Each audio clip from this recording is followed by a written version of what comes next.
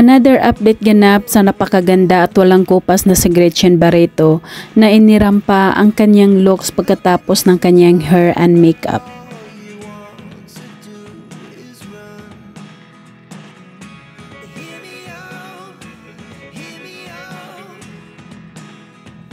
Dumalaw ulit si Gretchen kasama ang matalik na kaibigan kay Dr. Ivy sa clinic nito para sa kanilang skincare routine. Bakit matching kayong dalawa? Hindi ko alam. Shipping ko parang terno kayo today. Even po. Yeah. You're about what to wear. Yes. We talk about everything. Pumasok sila sa isang room at bago umpisahan ang pagpapaganda sa kanila ay nagtsikahan muna. I love it.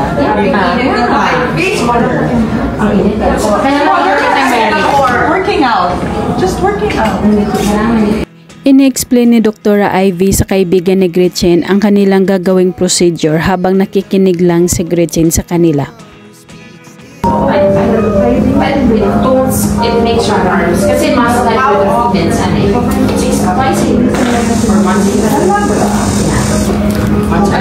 Kahit nakafocus ang kamera sa mukha ni Gretchen at walang masyadong makeup ay napakaganda pa rin.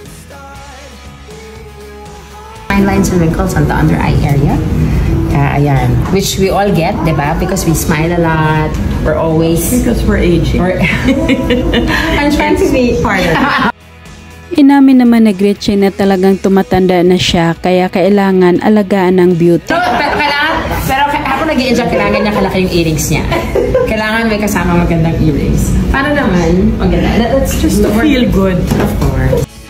Pagkatapos itry ang bagong procedure sa pagpapaganda, tiningnan agad ni Gretchen sa salamin ang mukha niya. It's glassy, it's glossy, it's radiant. It's young, di ba? These are just because of the eye mask. Lalong gumaganda at nagsashine ang mukha ni Gretchen sa kanilang ginawa. Wrinkles, those lines. You don't want the skin to look dull. Yeah. Look how nice one. Look how shiny, ah.